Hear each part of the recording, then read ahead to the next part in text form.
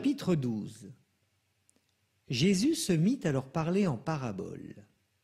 Un homme planta une vigne. Il l'entoura d'une clôture, y creusa un pressoir et y bâtit une tour de garde. Puis il loua cette vigne à des vignerons et partit en voyage.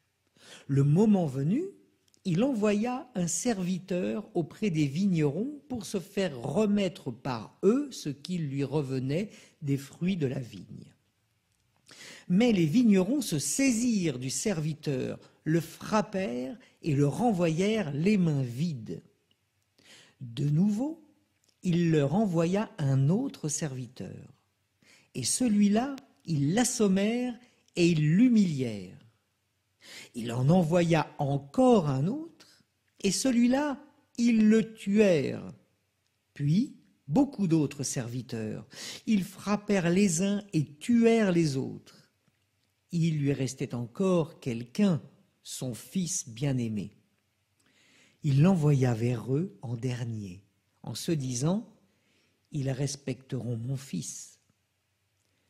Mais ces vignerons-là se dirent entre eux « Voici l'héritier, allons-y, tuons-le, et l'héritage va être à nous. » Ils se saisirent de lui, le tuèrent et le jetèrent hors de la vigne.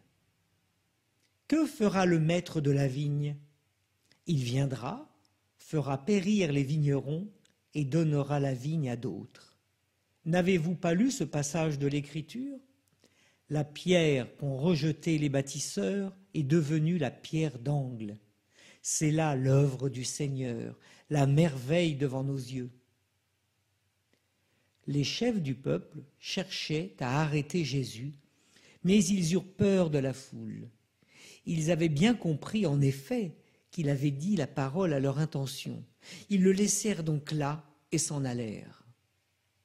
On envoya à Jésus des pharisiens et des partisans d'Hérode pour lui tendre un piège en le faisant parler. Et ceux-ci vinrent lui dire « Maître, nous le savons, tu es toujours vrai, tu ne te laisses influencer par personne, car ce n'est pas selon l'apparence que tu considères les gens, mais tu enseignes le chemin de Dieu selon la vérité. Est-il permis, oui ou non, de payer l'impôt à César l'empereur? Devons-nous payer, oui ou non? » Mais lui, sachant leur hypocrisie, leur dit « Pourquoi voulez-vous me mettre à l'épreuve?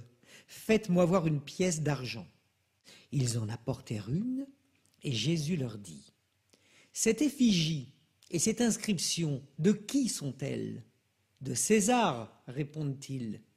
Jésus leur dit « Ce qui est à César, rendez-le à César, et à Dieu ce qui est à Dieu. » Et ils étaient remplis d'étonnement à son sujet.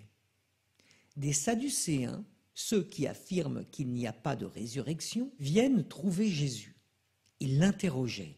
« Maître, Moïse nous a prescrit, si un homme a un frère qui meurt en laissant une femme, mais aucun enfant, il doit épouser la veuve pour susciter une descendance à son frère. Il y avait 7 frères. Le premier se maria et mourut sans laisser de descendance.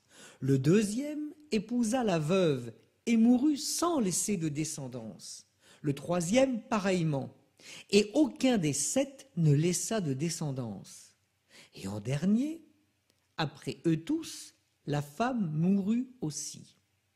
À la résurrection, quand ils ressusciteront, duquel d'entre eux sera-t-elle l'épouse, puisque les 7 l'ont eue pour épouse? » Jésus leur dit « N'êtes-vous pas en train de vous égarer en méconnaissant les Écritures et la puissance de Dieu? Lorsqu'on ressuscite d'entre les morts, on ne prend ni femme ni mari, mais on est comme les anges dans les cieux.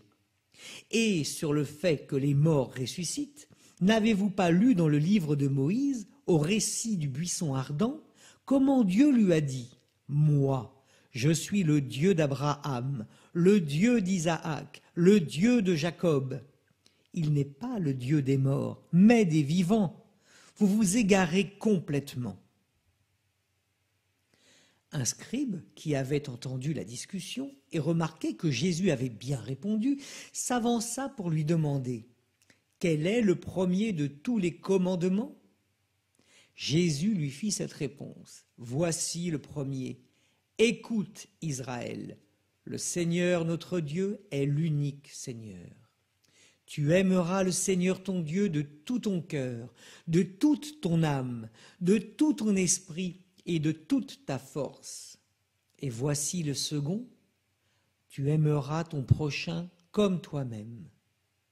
Il n'y a pas de commandement plus grand que cela. » Le scribe reprit. « Fort bien, maître, tu as dit vrai.